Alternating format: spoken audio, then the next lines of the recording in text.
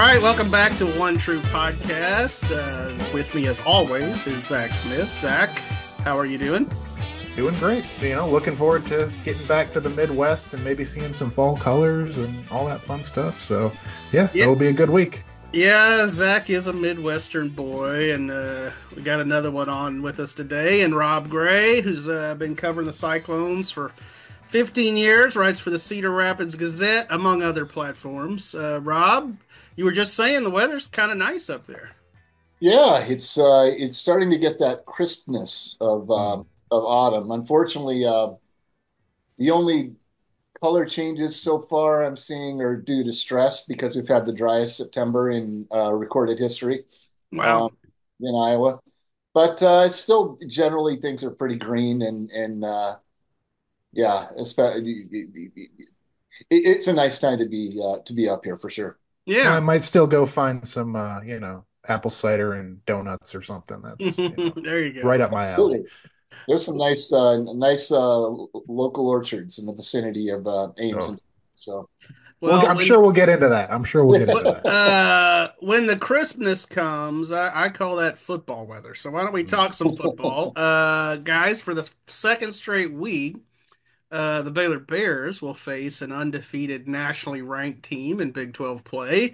And this week, of course, it is the Iowa State Cyclones. Iowa State moved up to be the Big 12's highest ranked team at number 16 after Utah lost at home to Arizona. A little bit of a surprise there. Um, what do you guys think? And Rob, obviously, you see this team regularly. Is this Iowa State team equipped to get back to the Big 12 championship game for the first time since 2020? And is Baylor anything more than a speed bump along that path? yeah, I'll take the second question first. I think the way Iowa State plays, which Coach Aranda alluded to in his press conference this week, where defensively they want to quote, I think, slowly choke you out or choke you out slowly, unquote, and offensively ball control. That's sort of true, but Iowa State's flipped the script a little bit there. They will attack vertically with regularity if teams load the box. And last season, teams had a great deal of success loading the box. I mean, the Cyclones rarely went over 200 yards rushing, and when they did late in the season twice, they sandwiched a game with 9 rushing yards in between Mm. 200. So they were just so erratic. Now the running game, two straight 200 plus yard rushing games for the first time since they went three in a row behind a guy named Brice Hall in 2021. Um, so they're finding consistency there, but Jalen Knowles averaging almost 20 yards a catch. He came out of the last win at Houston last weekend with cramps. He's fine.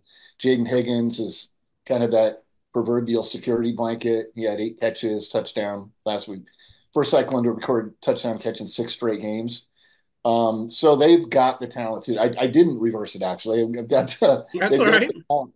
They've got the talent to do it just because of the experience. They were one of the youngest teams last season, but they brought back the most production according to ESPN's Bill Conley, and that's showing up. I mean, and that's not always pretty, and that's how it is at Iowa State. Up 3-0 against a very outmanned, I'd say at this point, Houston team, but that has a decent defense, and it showed. Um, so they're equipped for it. Now, will they do it? I mean, they were equipped for it in 2021 when Brock Purdy came back, and he had all those guys that are in the NFL now, and they started a trend of losing a ton of close games, which carried into, of course, the next season where they lost 6 one-score games en route to a 4-8 record. So yes, they can do it. I think Baylor's more than a speed bump. I'm impressed with Sawyer Robertson, what he's been able to do. I don't know if you guys you know better than me, but as good of a runner as he is, has he showed that much before? I mean, he seems to have the canniness you need in a play caller. Although I saw his most productive game last week in terms of yards and touchdown passes. He also had 2 picks and Mhm. took sacks. So that'll happen. His first 2 picks of the year, it looks like. I just feel like Baylor's always got dudes, and I see that defensively.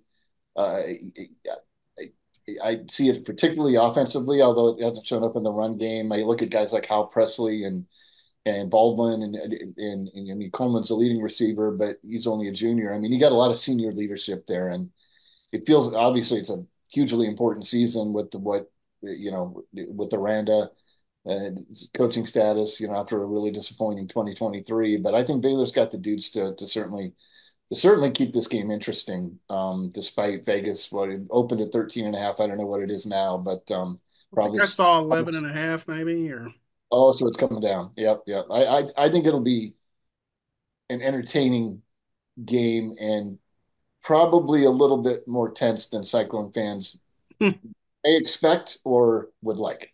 yeah. Zach?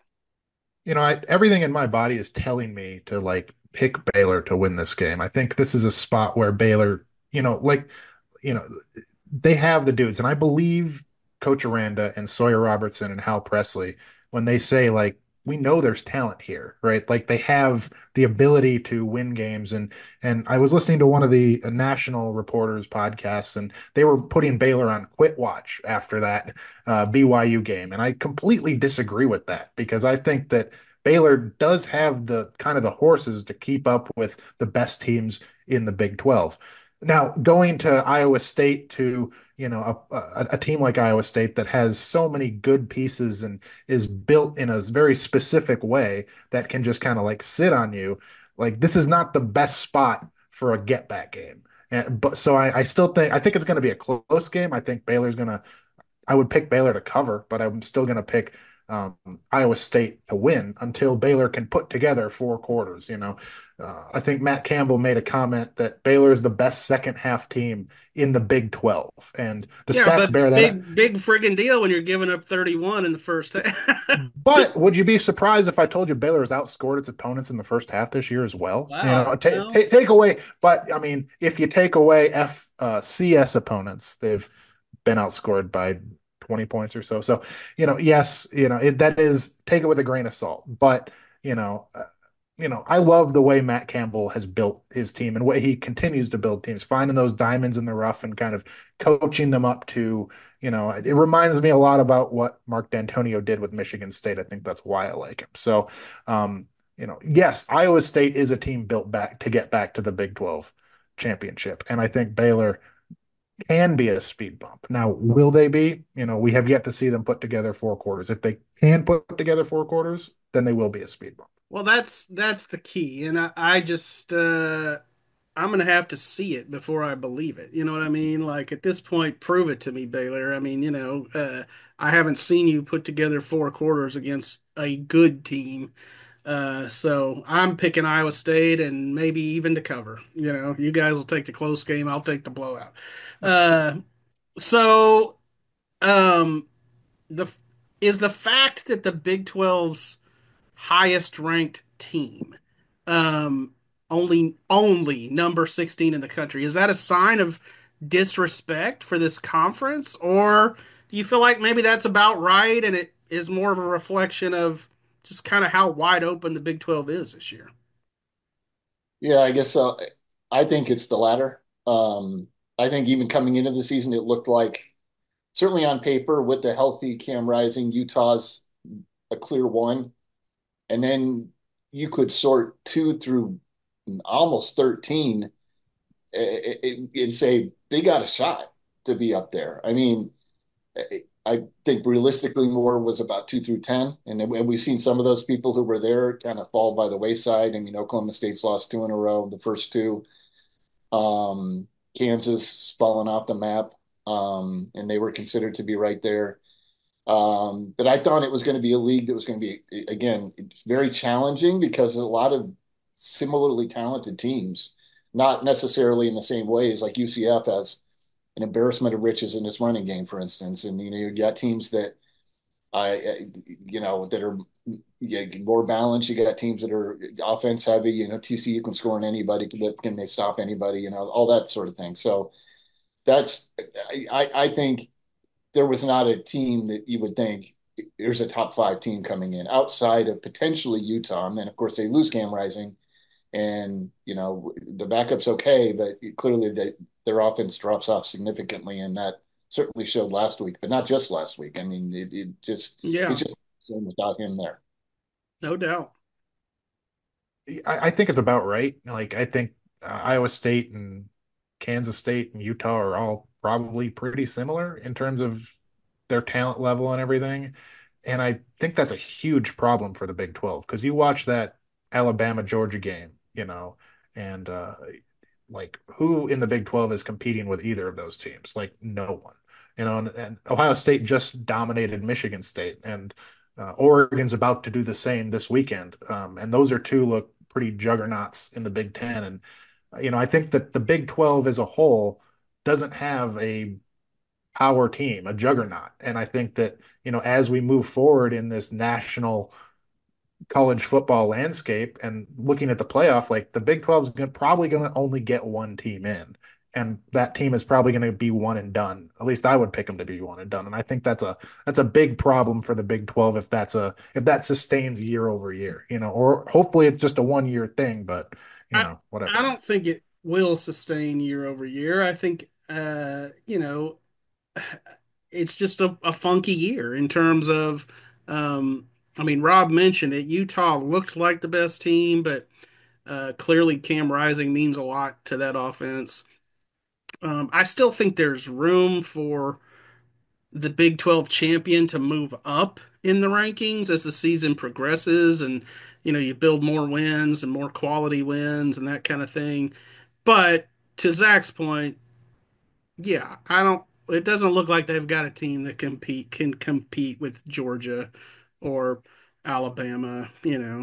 And that's kind of the case a lot of seasons. So, but Well, it's you, right? When they got the national championship game, yeah, no doubt. No doubt. like it didn't belong on the same field. So, There sometimes are surprises. I mean, you think back to TCU a couple years ago, and so I don't know. I mean, I think there's still room for the Big 12 to grow this year. Um, so we've also this has kind of become customary, but we've got a Friday game on the docket in the Big 12 this week. Houston plays TCU. I'm interested to see what y'all's take is on Friday games. Is this just the cost of doing business in college football, basically a necessary evil, or is this an affront to all that is good and holy in football?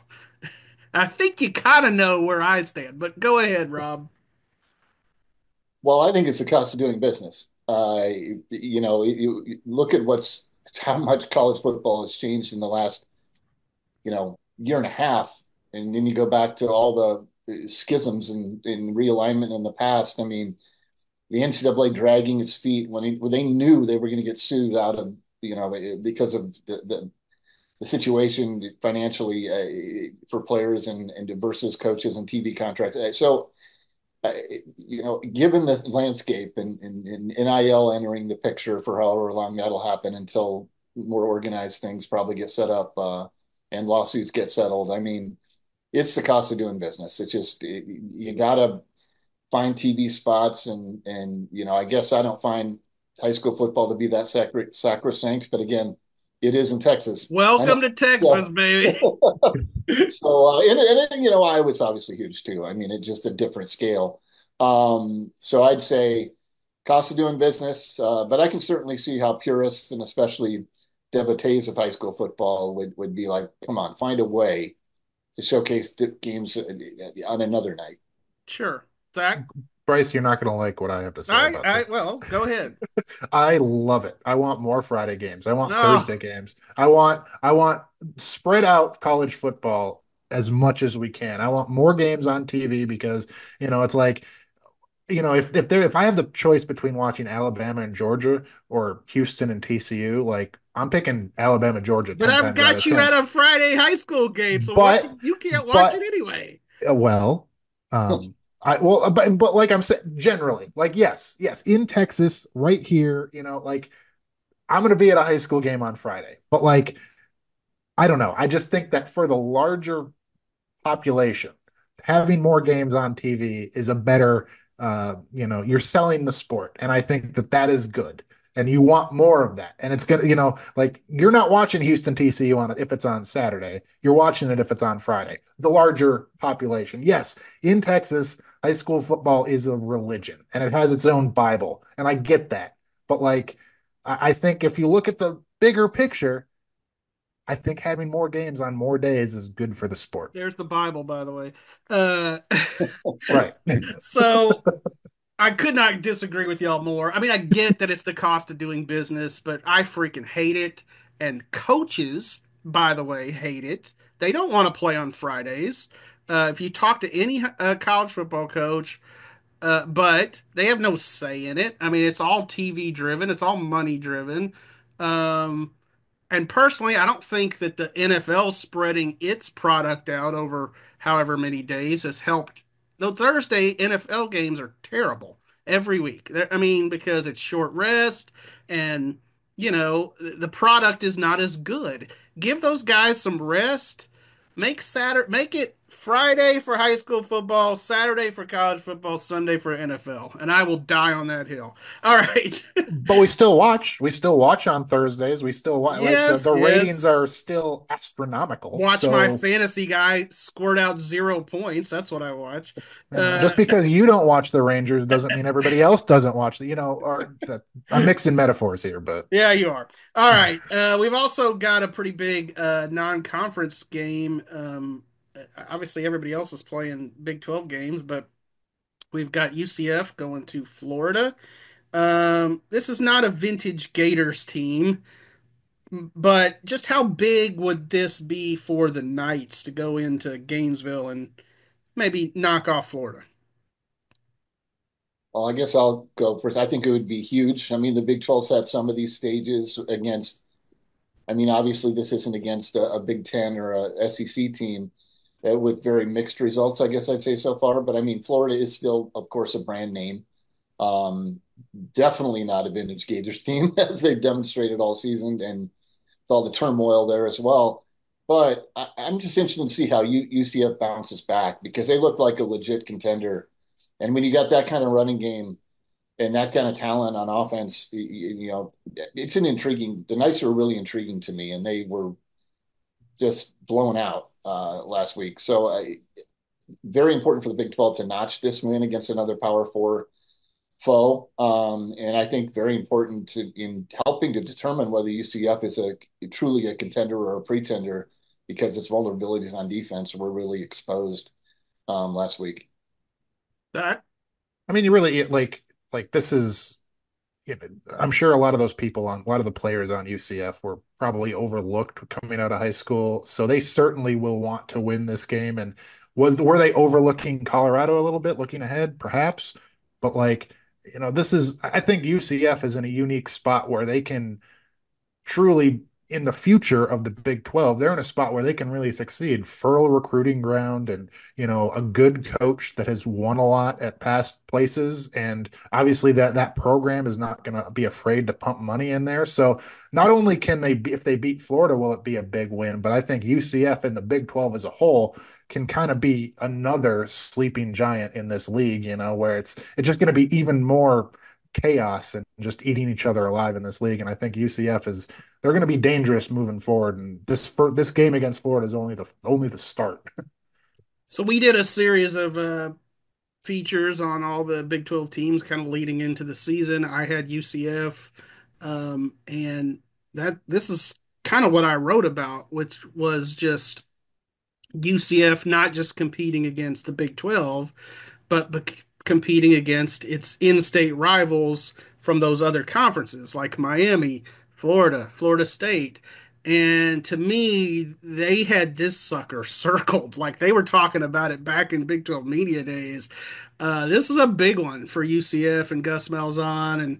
And I mean, you talk about a feather in the cap. I mean, I think recruits would pay attention, and maybe you're not getting those overlooked guys. Maybe you're getting a few more of the blue chippers then, and they're going, "Oh wow, let's go play in the Big 12. It's a fun league, or whatever." I mean, so yeah, I mean, we'll see how it comes out. I think UCF's got a fighting chance partially because of what Rob talked about earlier, which was, man, that running game is.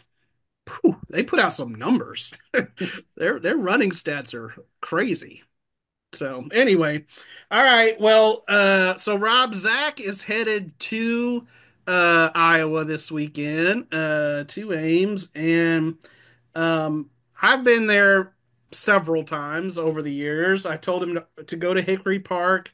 I'll be interested to see what, as a local, how you feel about that. But like personally, I love Hickory Park, especially the ice cream menu.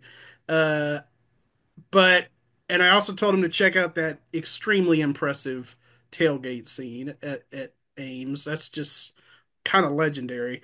But do you have any other like local recommendations for him? Well, I mentioned the orchards. That was one for if you get in on a Friday, you can just get out if the weather's nice. It's kind of a fun deal. But I I'm not a big Hickory Park guy. Okay. There's well, you guys know barbecue, of course, in Texas, and it's not, I don't think, legit barbecue. It's just good comfort food, and it's kind of barbecue-esque. That's fair. That's fair. But it is iconic. And It Frankfurt is. It's always kind goes of the up place to this go in basketball Ames. season. But I would suggest for barbecue, go up the road to Ankeny to Smoky D's, or I'm sorry, down the road to Ankeny. I'm here. I should know the direction. Um, there's a place in tiny Luther called What's Just Smoking. What's Just Smoking. What you smoking? What's Just Smoking. It's a very Midwestern It's name. very good. There's also a place called Cornbread Names that is pretty good. But also really nice restaurants and names. Provisions Lot F. They have some barbecue. They have certain like pizza. Just all of it's really good, including breakfast. I mean, their breakfast is outstanding, and there's also a place called the Cafe, kind of on the other side of town. That's very good. I'm leaving other things out, but just to throw That's a a good spring, list. a smattering of other options out there for you. That's kind of making me jealous now that I'm not on going on the trip. I'll be there Friday night, and like I said before, well, I might not have said it before. Michigan State plays Oregon. I went to Michigan State on Friday night. Where do I go to watch the game? Ooh, that's a good question because as a dad of a freshman, or not a freshman because of credits, but a first year college student and sophomore high school student, I don't get out to the sports bars as much as I used to, but I could start more now that they're a little bit older. But you can't go wrong. It's very old school, but this place called Welch Avenue Station feels like it's stuck in time. It's got a decent pizza place, a chain out of Wisconsin, only Iowa location called Pizza Pit upstairs. Nice. Uh, Welch Avenue, you walk in there, you feel like you've stepped back into the 1970s or 1980s. But they got all the TVs and they got everything else. There are lots of places to go, but I think Welch Ave would be a unique place to step into to check out that game. Very cool. Very cool. That's Zach. I hope you were taking notes. I actually was, yes. Like I love that Friday night high or college football. I'll just watch it all. Oh, shut up. Shut I Man. will say there's also a place with outdoor seating a little bit down. I can't remember what it's called, down the Ultra Lounge or something. It sounds like it should be in like Zagreb, Croatia or something, the Ultra Lounge. But it's I've never been there, but my daughter's apartment is right around the corner, and that place is pretty hopping, and they've got TVs all over, indoor or outdoor. So that's like 80, 50 yards from Welch Avenue Station. So Okay. Good stuff. Well, if there are any Baylor fans who are going up to Ames, those are some great recommendations for you. This is the kind of stuff you get here on One True Podcast. Rob, appreciate you coming on and dropping some knowledge, man. hey, great to talk to you guys, and great to learn more about just the feel around Baylor's program at this point. Yeah, there's a feel, all right. Yeah. It's good or bad. There was certainly vibes. Yeah. All right, see you guys. Yep. Thanks, fellas.